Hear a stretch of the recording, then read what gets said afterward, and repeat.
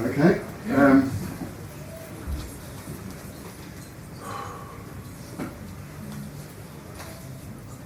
Having been summoned to the head teacher's office to meet the well-suited, clipped and ready employment officers, I was asked what it was I wanted to do after I left school. In response to my reply, a policeman or a clown, a lead-heavy silence filled the room. They began to explain with some careful wording how my lack of qualifications meant I was sorely restricted. They said, with a distinctly stilted tone, that the only avenue open for me was to pursue that of an apprenticeship in one of the building trades. But even this suggested a great deal of uncertainty. Bucket. I left school with my tail well and truly between my legs, and like a rejected dog sought comfort in those who posed no threat to what was left of my equilibrium. This meant hanging out with such mates as I could find, who, like me, were not caught up in a relentless quest for some unforeseen job with a vague reward in some unforeseen future. I wasn't by any means alone. A lot of my friends were told that their futures were a non-starter. Apart from small firms like Marshall's Select Aircraft Industry and the Cambridge Instrument Company, there was no manufacturing to speak of, no pride of inheritance for the working man in this city. It was simply accepted that they would end up doing menial jobs, usually of a physical nature, for small reward. The average labourer's wage in Cambridgeshire at this time was among the lowest in the country, and as I was being shoved hammer and sickle into that bag, I counted myself as one of them. I was hurt, infuriated, and full of screaming chaos. We didn't know it then, of course, but we had been brainwashed by our teachers and parents, who had in turn been brainwashed by theirs into a straitjacket of worthlessness. The brochure of our lives told us with colourful clarity that they were over before they started. It was as if we'd been herded together into the corral of a dissipated and distracted present. For some, this was the end of the line, but for others, it was an opportunity to begin the dance. It was generally felt that we had nothing to gain and therefore nothing, it would seem, to lose by getting drunk or pilled out on a Friday and Saturday night. Yeah. Eventually, this dissipation lost its parameters until such time as the whole week was taken up with trying to put our past and future lives behind us. By now I found the whole idea of being among lucid people alarming, to say the least. I tried to avoid anyone who might show up my total inaptitude for anything remotely academic. This became difficult, if not impossible, around the unquestionable cerebral highflyers who dominated the Adams Road area where I lived. It wasn't until I got a temporary job as a waiter in the hallowed eating halls of Keyes College that I started to see how infantile many of the undergraduates were, watching them throw their food around, playing skittles with the glasses and plates. I often felt as if I were donning the robes of a zookeeper, feeding frenzied wild animals in an enclosure. But even with this newfound insight, I still felt utterly intimidated by the idea that this Gothic institution of learning deemed them to be somehow superior. What I didn't realise was how profound and near the knuckle my insights were. And the lessons just kept on coming. This was a time when the Wimpy Bar was placed within the dying shadow of the Waltz and Jive here. The echoes of the 50s coffee bar were being left behind with an intense feeling that nothing could really be seen or heard from the mannequins of those bootlace ties and blue suede shoes. Teddy boys were losing their grip as the wild representative of the working man, and their mantle was being passed to the rocker. While those who wore the Burton suit of a weekend were buying scooters and tarting themselves up as mods. I tried to stand proud as a mod. For a few months, but this remained a short-lived fantasy. Being a sharp dresser, as mods certainly were, cost money, and the Reddies, despite my family background, were ever in short supply. Through the combination of pocket money received with gratitude from my father, who gave it out like he was running a very tight ship, and helping out at his kitchen shop, I did manage to get the Levi's, a Ben Sherman shirt, and a pair of desert boots. Ronnie Reed and Charlie Whedon, a couple of fishtail parka wearers I knew, offered me a lift, but I bottled out of going down to Brighton, which perhaps on reflection was a good thing. In 1964, the rivalry between the mods and rockers culminated in full-scale war, making headline news in the broadsheets of the day. I was shown proud pictures of these violent clashes between my friends in the News Chronicle, the Daily Mirror, and even the Times. Even if it wasn't as clearly defined as the skirmishes between the mods and rockers, you didn't have to go down to the coast to seek out a war. Cambridge, as it had been for centuries past, was still firmly split between town and gown. The constant conflict underlying these two rivals was well established as a normal, if not disturbing, part of city life. A sinister trait acknowledged by so few, affecting so many, and I'd been given the bird's eye view.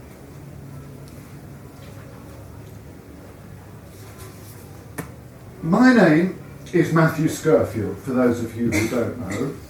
I was born and brought up in post-war Cambridge, in Adams Road, on the posh side of the tracks, with all the dons, their case studies, PhDs, and endless expertise. I was a miserable academic failure and ended up going to what was for me, especially at the beginning, a brutal secondary modern school for boys on the other side of the tracks in the nether regions of the city. I have to read it because I'm a bit nervous. In short, I came from a prominent, some might say, bohemian Cambridge family. Both my mother and father were up at Cambridge before the war and came away with degrees in English. I came away with a pair of desert boots, Levi's, long hair, and many, many friends. Among them was Syd Barrett. And I'd like to thank Syd, whose undoubted spirit has brought us all here together today. Amen. There were a few of us who were fortunate to have become friends with Syd as his star was rising.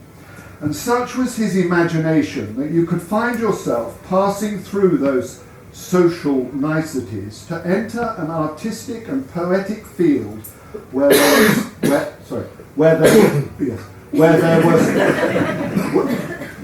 there were so many possibilities. But there will be more about Syd later. For now, I want to establish some of the background. When many Water. Did you bring it? yeah, I was just throwing out. I thought she'd get a part of it. We'll get to you in a minute. Well, shut up then. All right. When many of us were growing up in Cambridge, there were only two colleges for women, Girton and Newnham. The rest were a breeding ground for a male-dominant society who thought it was their right and privilege to run the world. This was a time when you could still get into Oxbridge through the family name if it was deemed necessary. Working class graduates, as my father would say, had been trickling into Cambridge like token pawns since the late 30s. For some, this may seem like a class war, a matter of storming the barricades. Despite what my dad and his communalistic colleagues may have felt, a revolution of sorts was starting to take place, which saw many of the more adventurous locals seeping in by the back door. The grammar school was gaining some ground, bringing an undeniable sideways shift.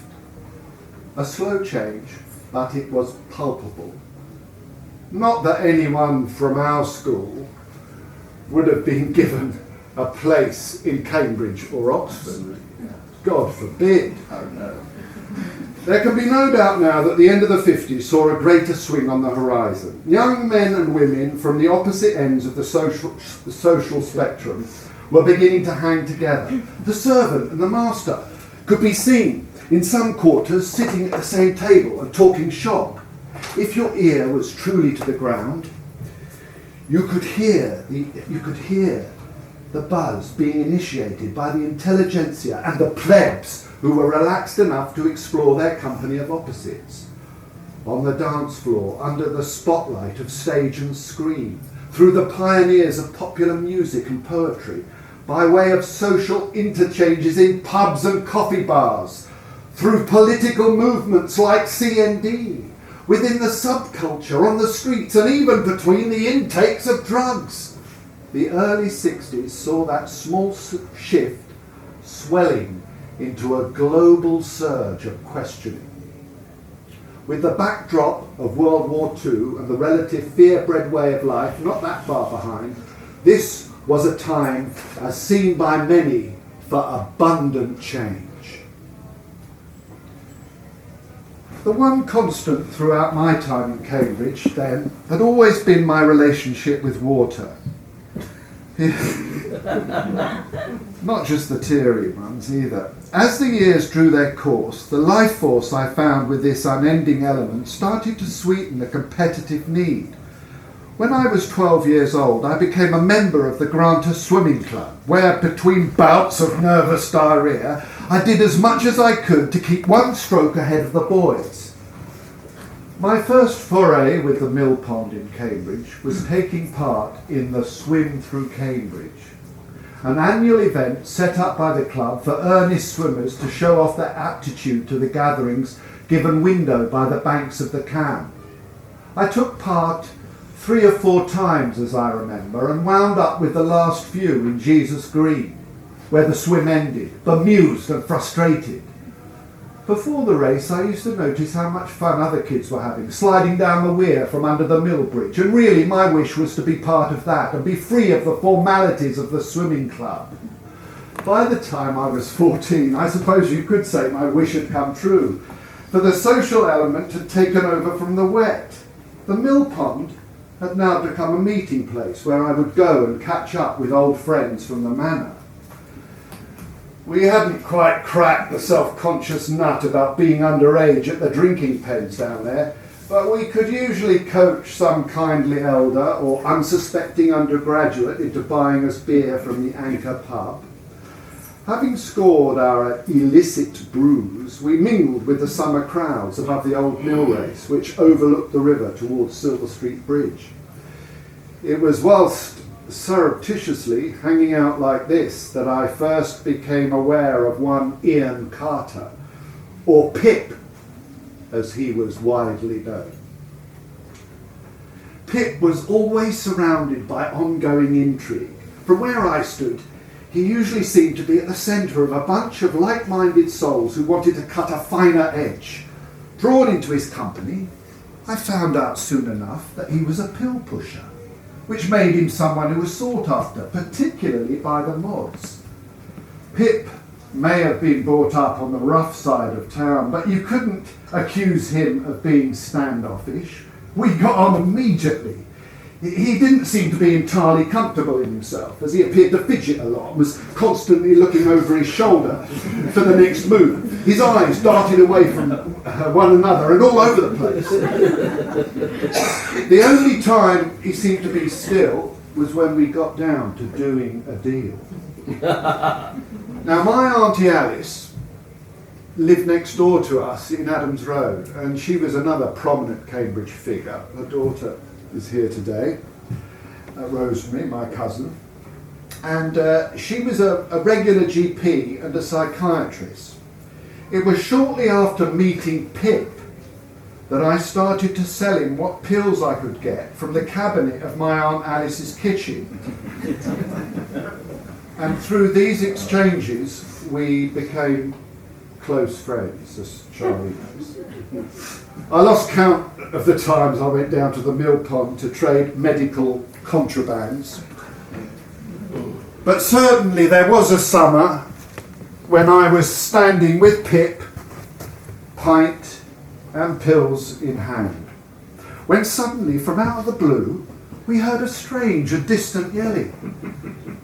These yelps and cries, unlike anything I'd heard before, very quickly became louder and more defiant. Everyone became transfixed by expectation as the sound quickly metamorphosed into the spectacle of a black top hat on the head of a scarecrow whose arms were outstretched in manic fury, crucified against the skyline. Like a demented cowboy on speed, his legs possessed by wild acceleration propelled a sit-up-and-beg bicycle with increasing ferocity toward a packed crowd of summer drinkers at the bottom of the lane. It very quickly became apparent that the rider wasn't going to stop, and as if in perfect timing, the throng of gobsmacked onlookers parted like the Red Sea did for Moses. The cyclist shot through the incredulous crowd over the top of the mill race and took off in slow motion through the air. The bike and body, as if glued together, landed yards out in the river. And for a few short frantic minutes, just below the surface of the murky water, it was possible to see the vague outline of the body still pedalling forwards. Very quickly, the bike and rider disappeared altogether, leaving a few ripples and the sight of a derelict top hat floating about in the wet stillness as if in mourning for the big splash. After what seemed like an eternity of silence, a body pulled itself out of the water on the other side of the river, and the oncoming crowd went ballistic. Emo had arrived, cut to the quick, and broken everyone down to a common denominator of a stunned and delighted audience. Emo was a good friend of Pip's, so it wasn't long before he arrived at our side to say hello. It turned out that he had brought several packets of morning glory seeds from Woolworths, down the lot, gone through hell, thrown up, then with his head and stomach on fire, seized the first bite he could find and made a beeline for the river.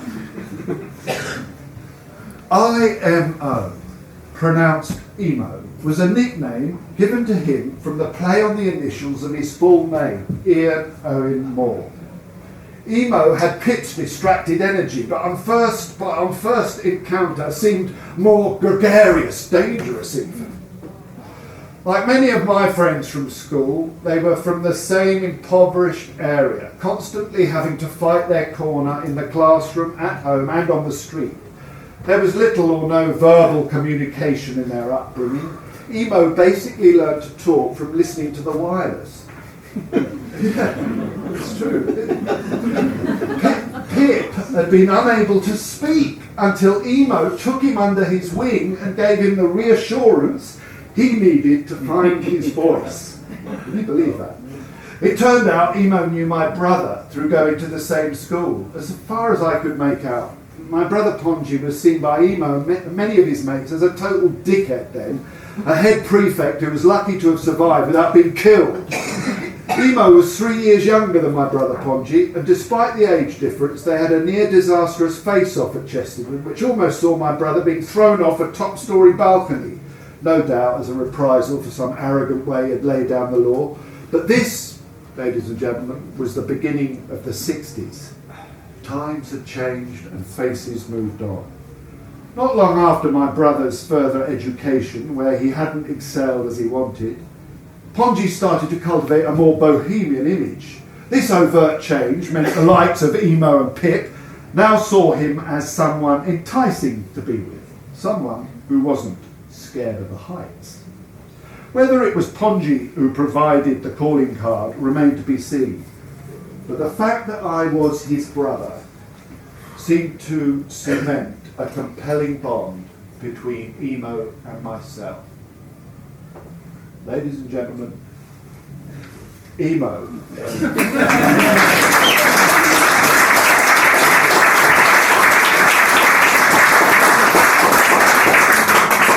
Oh, God, that was... Anyway. God's holy child. Okay, now then. Emo, how marvellous that you've turned up. I'm leaving now then. Yeah. Now then. I've got it here, the clipboard, so it looks important. Oh, you So- wrote it down then. Jolly good. The first question, Emo, I've got for you is one of the reasons why this is important for Syd is to establish the connections with Syd and the background about what Cambridge was like then. As many of us already know this, but it's just to fill us all in. So, where were you born in Cambridge, Emo, if you don't mind me asking? Well, I was born in Queen Street. I think that's right, isn't it? You don't remember. And then we moved to Darwin Drive, which I called Starvation Drive at the time. We were really on the borderline of extreme working class background. That's interesting.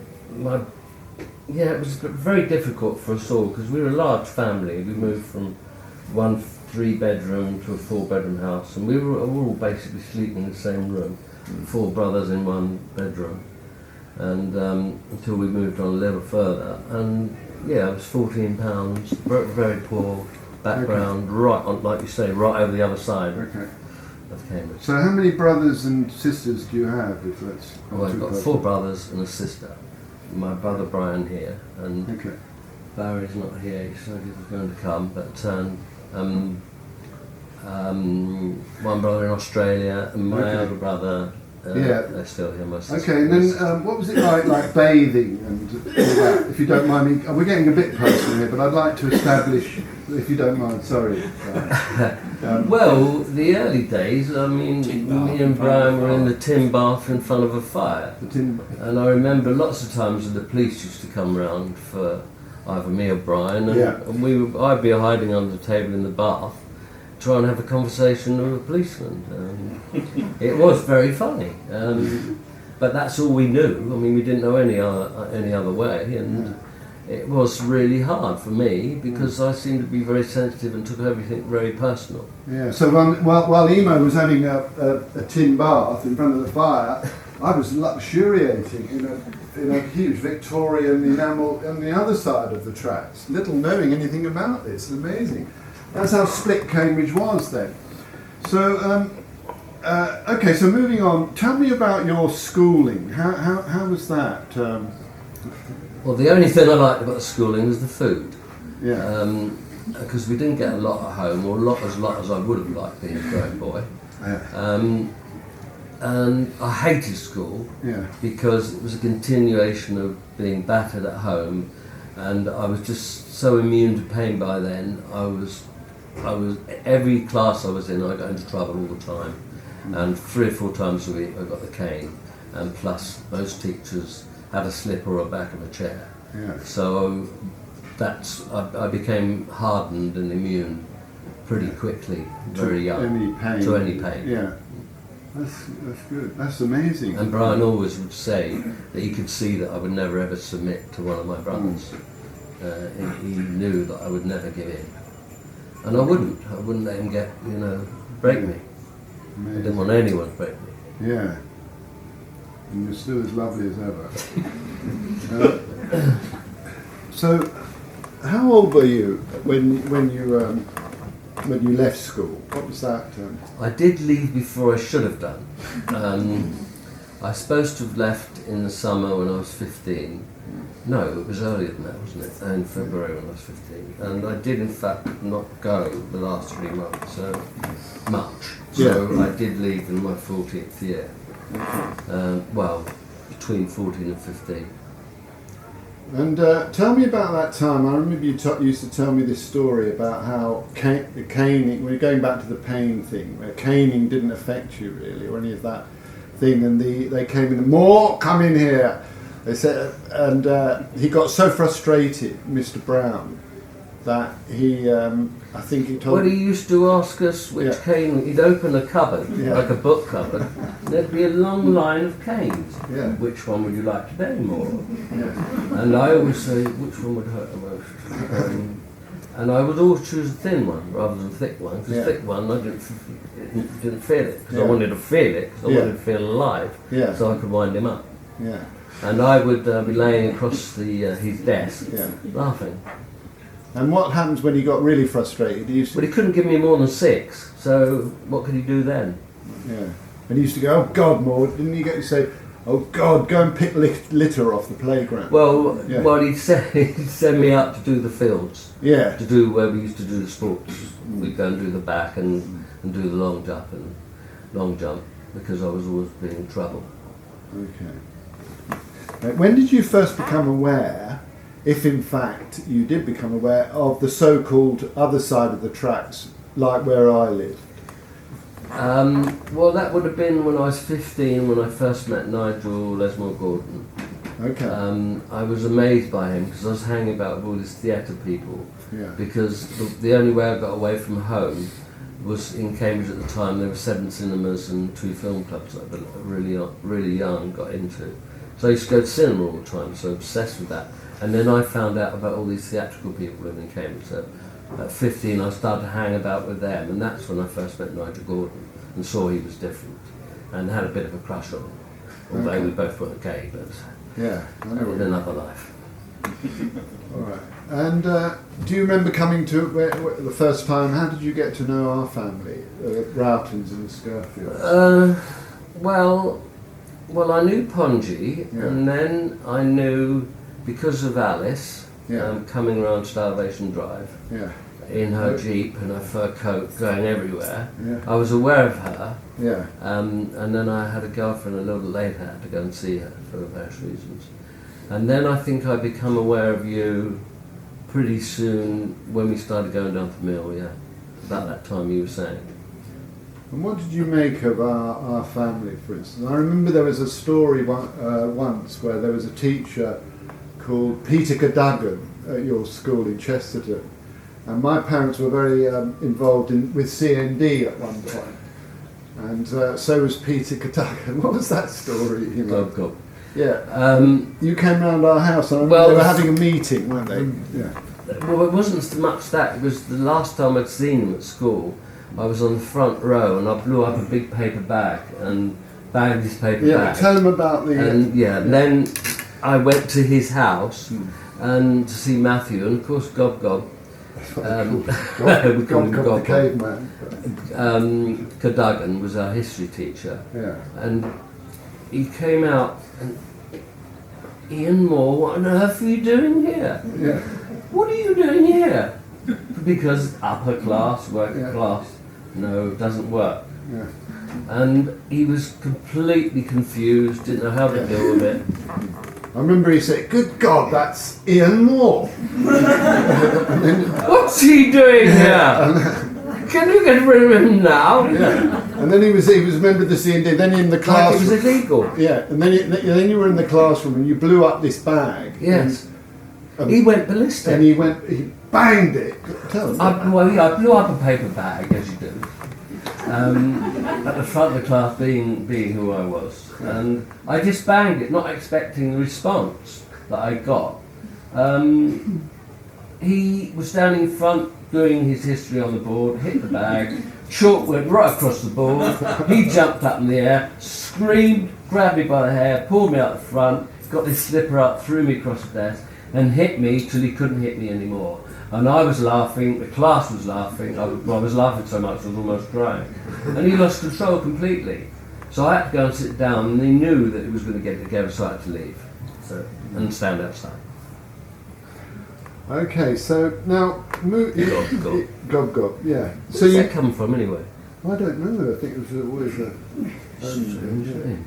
And so you got to know Nigel, but how did you meet Nigel Lesmore Gordon? And, Well, it was this gay theatrical act called,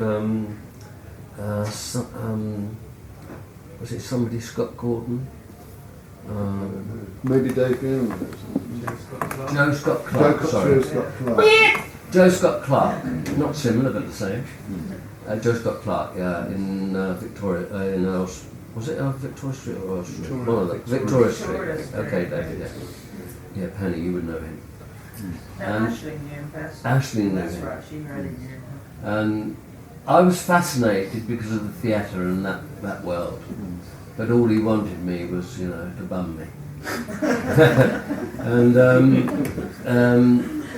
and tried to get me drunk on various occasions, but I was very aware of it, and I thought I'll wait till the one I like, and not this big fat guy. And that's when I met Nigel, and that's when I met Nigel, and then Jenny, of course, who were, for me, really magic. Yeah, they were special. They were special. I was 15, and they were somewhere else. He looked like Alan Dillon, Jenny looked like a Vogue model. And tell me how, I know on the cover of my book there's Pete, you and me, and I don't know, can't quite work out how old we were then. Or... We are between 18 and 19. Okay, It's very difficult to put the date on it. Yeah. I just imagine, I love the way Pete looks so much taller than us, and because he's walking behind us. 16 then. He's working behind us. Yeah, Sorry? I think you were about 17 back then. Oh right. Okay. Oh yeah, you're 2 years younger than me. You're 2 years Yeah. younger, yeah. So I would have been, we were 18 Yeah, or... we were 18. Oh, so that was and like a Matthew lot was further 16. on. Yeah. And you've swapped jackets. Yeah. That's right, that was Yes, whatever right. jacket I was wearing. And how was it? Because Pete, how did you get to know Pete? Was that from Chesterton? We used to go to same school. Did you leave Chesterton or go to the manor? I left Yeah. Chester, 2 years. 2 years at Chesterton, and we were conned at Chesterton. There's a new school and it's got an indoor swimming pool, which was a load of bollocks just to move people. And I thought, I'm staying. Indoor swimming pool, right? 50s. And then this nutter Maxwell took over, and I hated him, doing technical drawings of him. And it's interesting. But how did you get into music? How did you and Pete, for instance, infiltrate I music? tried to get into music, Yeah. but I had a very short temper. Yeah. So I jumped through my guitars after a few hours. How did I? Well, Because you were very into music when I met you the first time. You were we were all into music. So I met Barney, and I played blues harmonica. He was down the middle. He said, "Do you play blues harmonica?" I said, "Yeah." He said, "Would you like to play in our band?" So I did, and I was Syd played in the band. Yeah. And that was it. But that was all I'd done. Just play the harmonica and Used sung to a bit. tag along, Iain. And is that how you met Syd? Is that how you met? how was it? well, no, I met Syd through Rosemary, his sister. I knew Rosemary when she was 14 and I was 15 and a half. And that's when I met Syd in the Criterion. And it was an instant thing. There's certain people you meet, it's instant, like soulmate. Yeah. And as soon as I saw him, I knew that there was It's very something special. eccentric, wasn't it, Syd? First time I ever saw Syd, Yeah. that was George Marshall. This is in the days before jeans and stuff, and we Oh, used to wear right. kind of trousers, and we used to go to this free Trousers? church. We used to wear, instead of wearing jeans, we wear kind of trousers. Skin tight trousers. And we went to I a mean club, jeans. on Cherrington Road called the Free Church. Oh yeah. And they were having these crummy American records, and this guy walks in with a pair of Wellington boots and jeans, and that was Syd. Oh, okay. So he was kind of a bit eccentric, bit strange there, Yeah. very noticeable. I did see Always laughing, Yeah. always happy. Yeah, he was very happy always guy. a very Yeah. happy person. Yeah. Well, he was very shy, very sweet, very innocent, Yeah. very loving guy, and he was so bubbly, Yeah. and he was wonderful to be with. Mm. So that was an instant thing, and I just hung out with, and I mean, I don't know if you can ask about Dave later, but No. I mean, how was I it? met Dave first, Yeah. because he said he saw me when I worked at Vinder's Coal Yard when I was 15. Now, who are we talking about? Dave. Dave Gilmore, sorry. David Gilmore, yeah. Yeah, and I was coming at the coal yard on one of those pickup things, picked up coal, whatever they call it, pickup truck, Yeah. and I was 15 driving it all over the bloody road, and David, Saturday morning, I had to work Saturday morning, David had to do school Saturday morning, so that's the first time he saw me, and then he realised it was me, a white boy, and it was because I was black. And all over the road, and of course we got on the bus at the same time. He left at just after 12 and I left around 12, and we just eyed each other, and there was instant connection because he was sick of all his friends at the purse, and wanted to know lunatics like me and Pip from the other side of the track. So it started when I was 15 with Dave, and that's when I got really into music. Yeah. Because I heard him play acoustic guitar, and later on when he was in the band, the Joker's Wild. And you hung out at Syd's house a lot and all that? Not at first, but yeah, I did. I went over to his house quite a lot, but it wasn't really till I mentioned this to Pete, he couldn't remember, when we went to his 18th birthday. Yeah. And Pete was sitting on the stairs drinking a bottle of Old Spice. Yeah. I was just really pissed. Well, I think there was no alcohol, and Old Spice is nearly almost 99% alcohol, isn't it? And I thought, God, his breath must smell wonderful. And I couldn't imagine what it tasted like, because it's painful enough on the face, going in his stomach. But as you say, he must have been very drunk. Strange. Okay, And I thought, Pete, he's really cool. Anyone can do that, then I really want to know. So what? How did you? Because a lot of it was very, in a way, it was difficult to get out of Cambridge for you. What made you decide to make the move to London, and how did you do that with Syd, or how did that? Well, no, everybody in '65 and Syd went off to Camberwell to go to art school, and Dave Gale went to. They were all going to the RCA to do directing and Dave Henderson painting. Yeah. And I wanted to go to drama school at an early age, but I did lack a certain amount of confidence because of the way I speak, and I did have 2 front teeth missing. So from various phobias of dentists and too much fighting. I just because I was so stuck with my girlfriend, we were so close, and I went up in '66. Which girlfriend was that? Fizz, yeah. She was a Catholic girl, which was very difficult for her and her parents, because she was a beautiful Catholic girl, and I didn't know anything about that, because I didn't come from a church background. Broke in and slept one night up at the Perth Preparatory Oh, School, right, yes. Covington Road. Her father looked after the Perth Preparatory School, so Yeah. they lived at the top. And she was so sweet, such a lovely girl.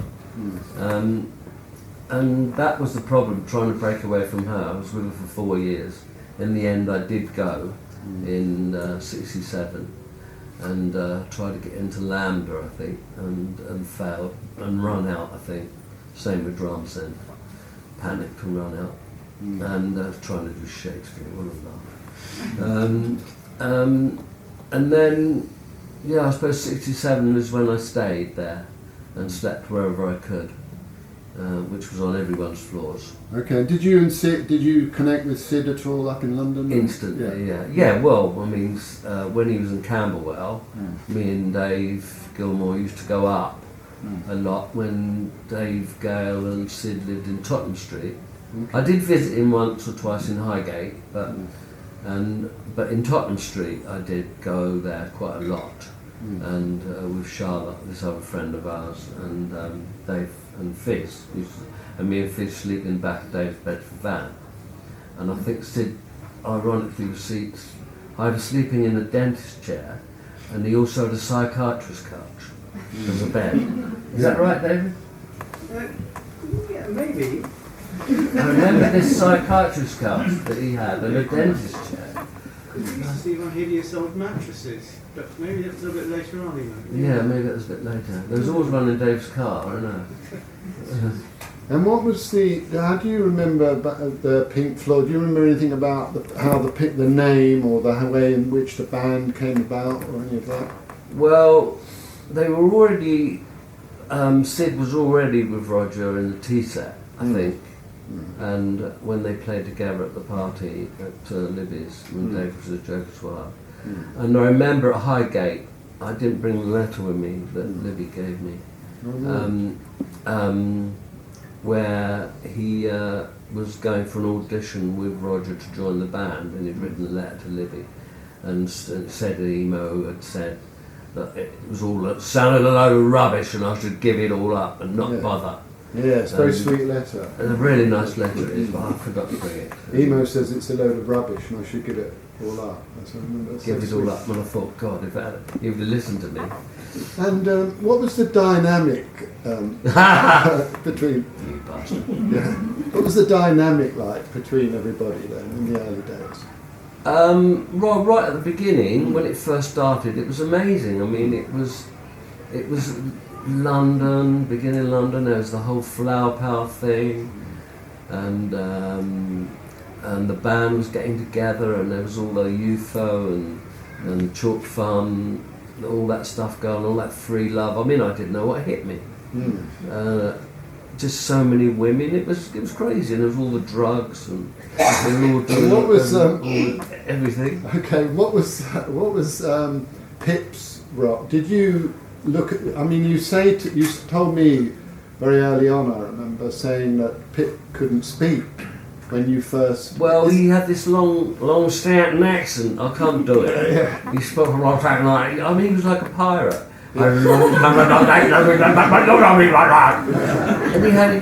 looked like a pirate, and sounded like a pirate. And I come again. What was that? Can you pass that by me again? And this went on and on and on. And I had to break his English down so I could understand him. And then, of course, he ran off as he was so speedy, like you said, he was all over the place because of amphetamines. And I had to explain that. I was like almost interpreting for him. So I gradually got him into books. And he became closer and closer to you because of Yeah, that. it was like I had two souls, Yeah. and he was the other one. They were like two extremes.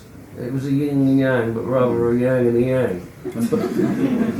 And I remember often with you and Dave Gilmore wanting to help him so much because he became quite addicted to heroin, didn't he? Yeah, he had this ridiculous romantic notion that it was cool to be a heroin addict. I mean, I don't know what book he read. It was obviously one of those on the road things from America. And I'm seeing someone nail themselves to the floor with a needle. I didn't understand. That went over my head totally. You can't say the worst thing you say to anyone is don't do it, because they will. Yeah. I know I You did. did, yeah. So sad. And what about? Do you feel? I mean, there are many things in the Floyd. When I listen to the Floyd, which is not often, but when I do, there are lots of you in it.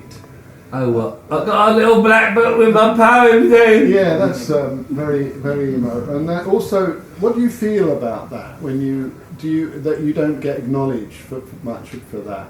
Well, that wasn't actually my line. It's just No. the sort of thing I would have said. But it does sound very like me. Yeah. No, I didn't. That's not my line. It's Roger. And what about? I know one line that was yours. Umaguma. Oh my God, yeah. Yeah, Umaguma is the name of one of the Floyd albums. For somebody those who don't know. Tell me about Umaguma, Emo. Yeah, that was basically one of my breakdowns in When I Get Home. It was a bit sexist at the time, but then I was only a boy. When I get home tonight, am I going to make love to my girlfriend? Am I gonna get any? Am I gonna get any? Yeah, I am gonna. I'm gonna get some Umaguma. And of course, when Dave heard it in '68, I mean, he died because it was obvious, that's what it meant, and yeah, he started laughing. And then they used it in the LP a year later in '69, and I did say to Roger and Dave, "Can I have a little bit of credit for that?" And they just laughed at me. Outrageous. Yeah. It's like, who are you? And of course, because things like that, they spread like fire and everyone uses them and the origin is lost. Yeah. Now, I want to open this up a bit now. Go on then. And so that if, I'd like for you to ask him the question, Brian. Or you ask Emo, or ask me a question. Brian's asked me everything, haven't you? So, What's it like not working? Nice. To choose a whole life and not ever to have a career and never to work and have all the time for me. I know it was selfish, but it was wonderful. Not getting up or going to bed, just having it all I don't know why I was able to do it or get away with it, but I liked it. And I did do lots of things, obviously in London. I was always from one job to another.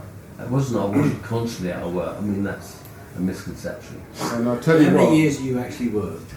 In my life, Yeah, about 5. 62. How many years were it? I suppose about 10. But he was working all the time in a way because Well, I worked for Storm for 10 he'd years. work for Storm and then he'd have us floored. I mean, sometimes Penny will vouch for this. There would be times when we would be exhausted from working, and we'd get home, and Emo would be there, and everything would go out the window, all our uptightness, and he would have us in absolute hysterics on the floor with something that he would do. Isn't that true, Dave? Yeah, you were good fun every Yeah. He's the Well, why didn't you pay me a wage? And I really like it. Yeah, he is the natural corpse guy. And he he's was, the natural heir to Harpo Marx. yeah, the natural heir to Harper. It sounds an absurd and inflated thing to say, but I've thought that for several decades now. Yeah. Thank you, And, Dave. maybe the people That's who a don't even lot. know who Harpo Marx is, but No.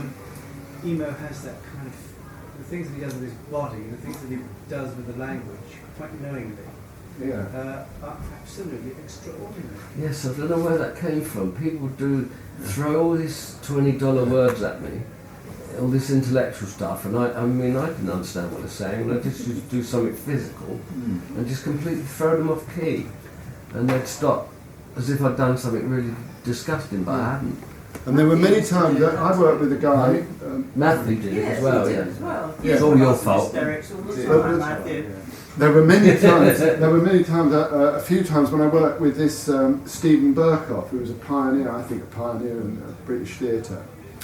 And I used to steal stuff from Emo. I literally steal a lot of physical Well, I told you to mannerisms. do a lot of stuff. Yeah, and an actor friend of mine used to say, "Oh, Burkoff, it's like cold shower acting," but like that. But it was all stuff from Emo, and he's infiltrated the British theatre in many ways because of that, and never really had the recognition that he It's deserved. the only way I could get in. Yeah, exactly. Meet all the actors, Yes. sleep with them, and then tell them how to do it. So you should be. Yeah. Another thing too, when we met up, you came back to Cambridge, didn't you? Was it 1976? Yeah, I came off to get drugs and drink. Tell them how we met up, didn't we? We got out, went out and got pissed, didn't we? And I look, you came on one day, something to be a sangy, I'm not going to drink anymore. Yeah. You got really slim and really fit, didn't you? Yes. Oh, Just yeah. explain what happened. Well, when I was turning 29 and becoming 30, that was my midlife crisis. I was beginning to lose it because I hadn't achieved anything, I hadn't worked, I didn't know what I was going to do, and all my ambitions and desires were there, but I was losing it and I didn't know what to do. And I was 29, and Nigel Gordon was filming this visit of this spiritual teacher from India, only asked me if I wanted to work on film with him, so I did assistant cameraman with this guy called Lou, and I had to film this spiritual teacher's arrivals and departures. So when he came, I told the guy that he was coming, and he started filming. As soon as this Indian got out of the car and looked me in the eyes, I knew that was what it was like to walk with Christ, and just instant. I knew that that's where I wanted to go, and it felt like he'd come into my life at that time. I thought I'd go find him, but of course that's not the way it is. He comes find you. And then I realised that I had to go back to Cambridge, get myself together, come off drugs, come off drink, become a vegetarian, and get initiated. And then he came back again, and I was going to get initiated, and then I met you again, and come to live Remember with we you. went out on a Saturday We night? were, yeah, I mean, I did have Pissed, 6 and months. You lying outside 6 the months. Beef, and I was standing over you because these guys coming by being really nasty. Yeah, I did have 6 months left of drinking before I completely stopped. Yeah, and then Because I was next with week, Pip. I think about 2 weeks later you came over and said, I'm not going to drink anymore, I'm a vegetarian and all this, and you look fantastic. You look really I just said, that's it. Well, the body's amazing. When you stop drugs and drink, and you don't matter where you put yourself to, your body just rejuvenates, and it's like I lost 10 years again. I looked 20 when I was 30, when I come off all that. And staying with you, you were a great help to me. You were a great support. Thank you for that. And you said later that you had a little bit of me because you stopped drinking and went down about 6.5 stone. And I just, oh fuck, how did you lose that much weight?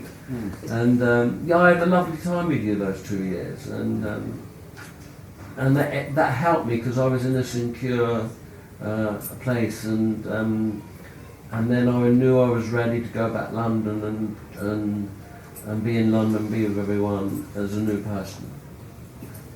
And it worked. I sort of got the impression that you'd been away somewhere. When you came back to live with me, you were all saying like things like karma, and you sort of learned a lot in life.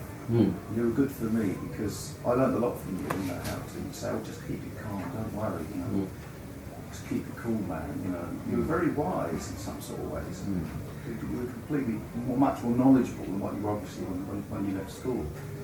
Well, meeting someone like that, I mean, he put it all in my head or reawakened You've it. been through all these experiences. Was it lasted him? Yes. I had 20 years, from 30 to 50. 20 years. I think that's what saved my life. That I didn't drink or take drugs, and I had a really a good diet. And then when I was 50, our birthday was really close, Dave Gilmore. And that was when I thought everyone else is having a good time and I'm not. Then I had a glass of champagne, and you know, one's too many and a million's not enough. And that was it. So I lost it again for another 10 years, 8 years. Yeah, I was just going to say, Mo, that what you're saying Pete did for you then, you know, and the kind of like grounding you got from being with Pete then, wouldn't you say, you were talking to me before about how you could provide a similar kind of friendship to Syd, especially in that time when he came to Ibiza. Yeah, well, with Syd, he was very shy, but he confided in me all the time. I don't know, because I loved him so much, he returned the love. And when you give a lot of light and love out, that's what you get back. Because if you hate someone, then I hate you. Yeah. So the more love and light you give out, and that's what me and Syd had. And so Syd always trusted me, and he would tell me all his problems and what was going on, and I would do the same with him. And especially when all the problems happened during those 2-3 years, and that year when he couldn't find me, and I'd gone to Spain for 3 months for the whole of the summer with my mother and girlfriend. Syd panicked and wanted to know where I was, and got his girlfriend, where's Emo, gone to Spain. Then this girl drove Syd to the airport, and Syd ran onto the airport on the runway and tried to get on an aeroplane and fly out to Spain. And the security, of course, took him in because he had no passport, no money or anything. And they saw that he was had a problem, so he went home, got his passport, got his money, and then I saw him in Spain, standing there with a carry bag full of dirty clothes and a load of money, £2,000 or £3,000, and all dressed in his London Chelsea pop star gear, in the middle of Formentera, and there's me in my sandals and my jeans and my shirt with no sleeves. And that I had 2 weeks with Syd, just being with him and making sure he was all right. He didn't speak a lot, but he just had this amazing smile on his face. Got some great photos of him that time, and it was wonderful to be with him. And I'm glad that I was there for him then. Yeah. And also that carried on a little while, a few more years after.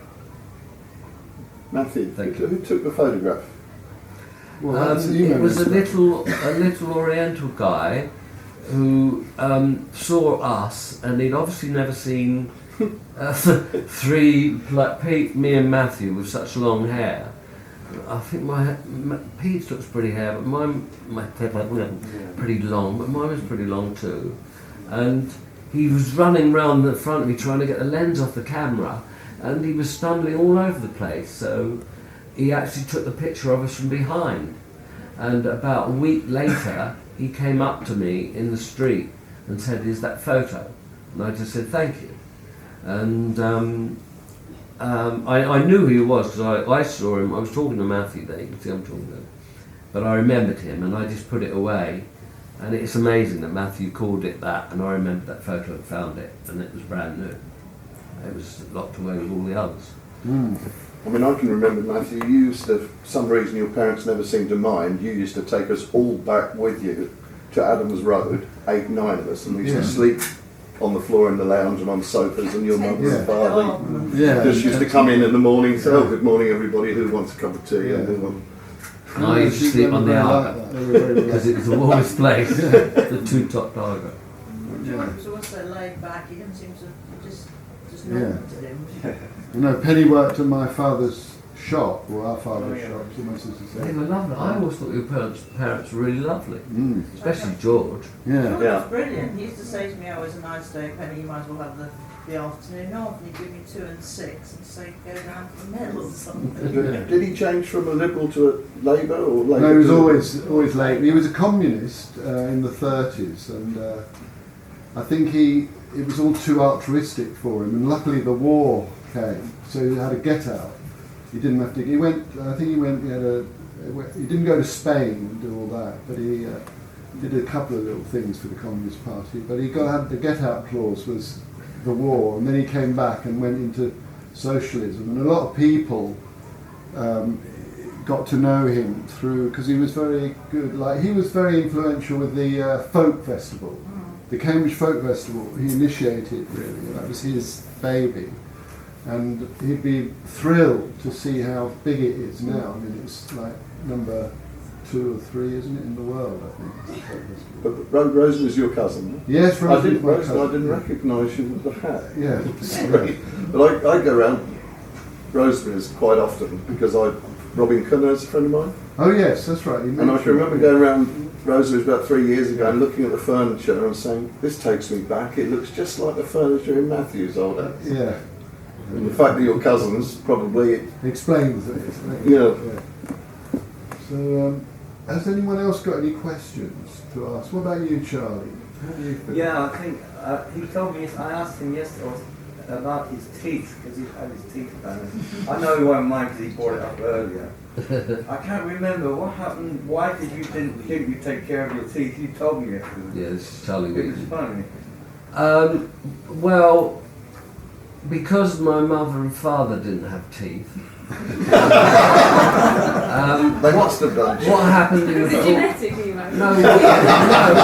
That's just what you did, wasn't It's what, in the 40s and 50s, it was one out, all out.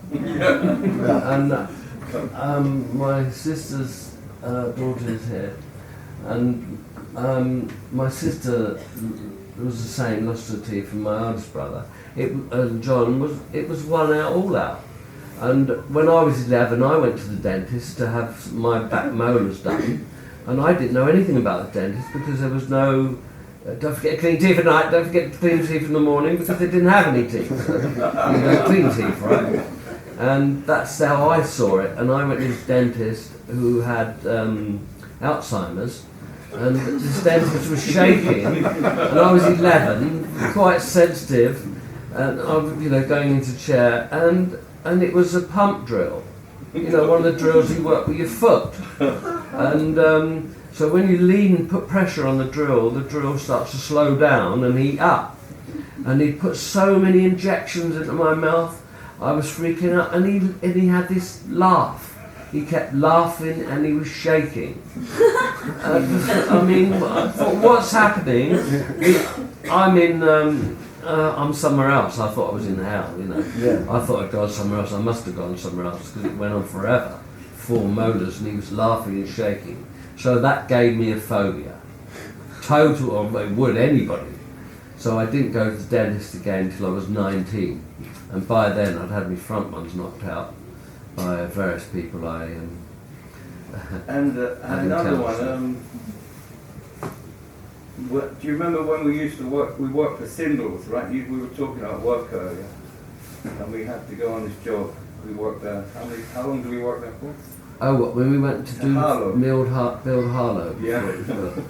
It was totally flat, and this guy said to us, "Can you dig a 14-foot trench by 7 foot, or something like that. And of course it was raining. And me and Charlie started digging, because it was filling full of water. And he came back, "Have you finished yet?" And we were up to our knees in water. I mean, we were there, I think we were there 2 hours. And let's go. What about the money? What money? Sixpence? 2.5p? So we were there 2 hours. That was one of our It's like jobs. time in a wellies, no? Ian, Crazy. I wonder if you could tell the ladies and gentlemen about what you did in the photo booth at Woolworths. Yeah, go on, man. Tell them. No, it's not terrible. God, I was so young. 15.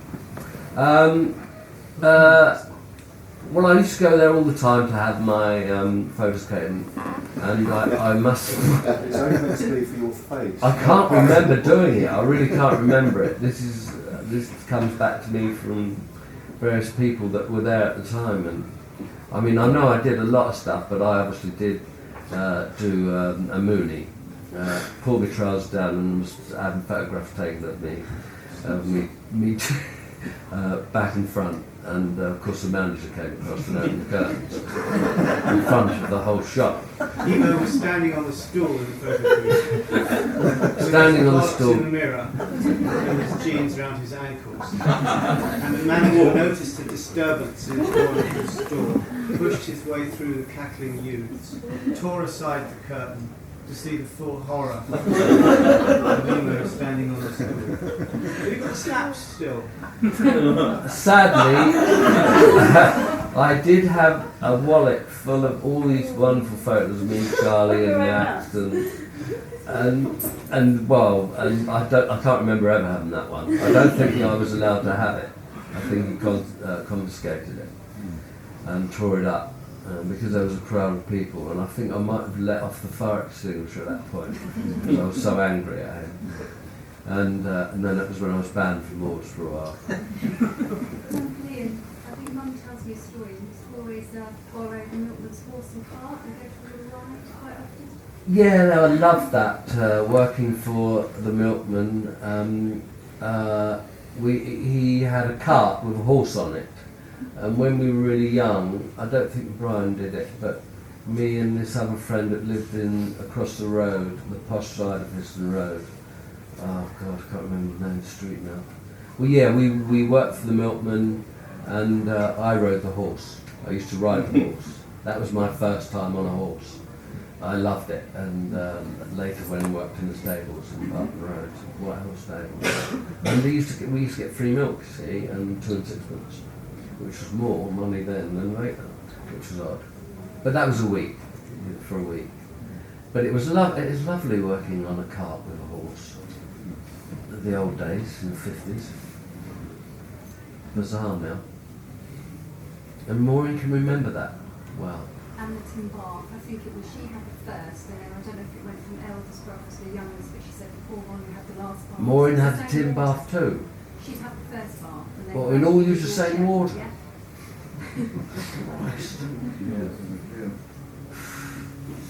And we would be last, you and me.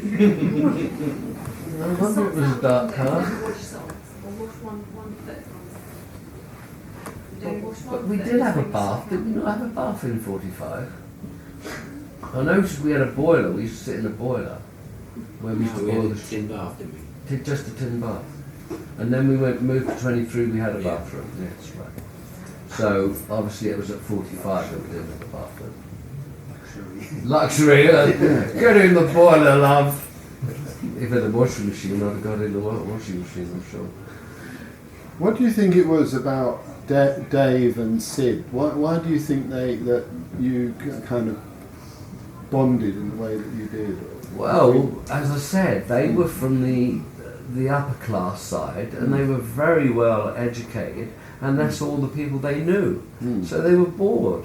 And you meet someone like me and Pip, we were mad. And that's what happened. That's why we clicked and why we got on, and why the relationship was so good. And that's why I love Dave and love Syd up till whenever.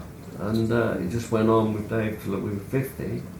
and we were together. It was like we were brothers. It was a soulmate thing. It was instant. I don't know. It definitely karma, fate, destiny, that we were to be together. And I mean, you meet all the people you meet. I mean, there's so many people on the earth, and you only meet the people you meet. You can't meet everyone. You just meet that allotted amount of people.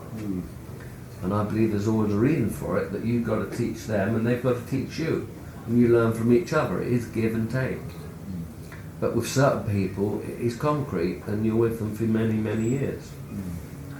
You either marry them, or if it's a lady, I mean, you can be a soulmate, and be girlfriend, sister, mother, brother, a friend or wife. There was always something I envied about you, it was this thing of being able to be with anybody really, male and female, and be totally relaxed in a way, especially on a sexual level. You never seem to have any fear.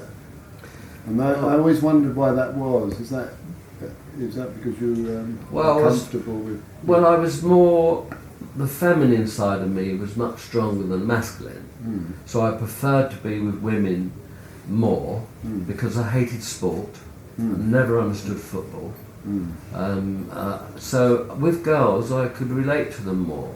And so all my relationships were with women, with girls, with females. You always seem, somehow you seem fearless of men as well, in that way. It's the same thing. I mean, we're all just beings of the human kind, and I just fell in love with everyone I met. I just had a lovely relationship with Max all our life when we were talking about jobs. Me and Max, we worked on a caravan site out in Cotton. I mean, we never did any work. We used to build these caravans. It was mad, and we were both underage, and we used to drive into the Cottenham on a bloody tractor. And what were we, 16 or something? 17, I don't know. We were 15, 16, 17. Go on a tractor, stopping all traffic and the bus. It was the time of our lives. And the guy, the foreman, he just come back and fall asleep. And we just drink condensed milk and tea all day. I think it's time we went home. Okay then. Wonderful job with Max, that was. I'll always remember it. Thanks for that, Max. That was a wonderful experience. Yeah, that's good. And I also, always remember you and your motorbike, St Brian's motorbike, and the Civic restaurant. Oh, right. And the Civic restaurant. Well, you rode it in there, and the woman made you turn it off. And you were so embarrassed because you had to push it all the way. No, I didn't turn it off. I didn't turn it off. You couldn't turn it round? No, I went out the exit door. That was a dare from whoever was standing outside Miller's. We were bored stiff. All of us that stood outside Miller's said, "Okay, Emo, we're all bored. What shall I do?" I said, "Okay, what shall I do? I'll do anything. Ride your motorbike through Civic Restaurant." So I said, "Okay, got a bike." Rode straight through. As I remember, I rode up the steps and through the restaurant, and you go around a sort of bend past the cash, and you go into the restaurant, and there's an exit door. No, I didn't think they'd let you in there. Yeah, I got right in, and of course everyone I knew was eating lunch in the Civic Restaurant. And I skidded, did one of those wheelie things, and went out the exit. I did actually drive straight out the exit at the back. They let me through, because I did go through there at 10, 15 miles an hour. And everyone got very thin very quickly. Yeah, I did get in and do it, because I had to come out the back and come round to prove I did it. And the noise of the acoustics in the Civic Restaurant, a motorbike, with a megaphone on it, no baffles in it. You could hear it. Terrifying. He could actually be terrifying. Very funny, but terrifying as well. Well, we all were in a funny way. Can we just do that thing of the front cover? See what it, set it up, so see what it's like. I've just been dying to do this. So I'm embarrassed as well. So, you were going down a slope. You're like that. On that side. So we're going down the hill. Yeah, we're going to have our back to the audience. Back to the audience. Pete's in the and we're all bored. then you're in the middle. He's got slightly behind. Pete's slightly behind, Yeah. and I'm like that. Yeah. I'm talking to you. Yeah. Yeah. Like I'm talking to you, and Pete's ahead. Yeah. I don't know what we were saying. I don't know what I'm carrying. What have I got in that carry bag? Socks, So sneakers. where did you get those jeans from then, Emo? Ooh, I've got them from Starbest, I think. I'm a little Jewish guy up. What was it? Regent Street. Go and Starbest, spend some of me money. What was it, a quid for old jeans? That's it.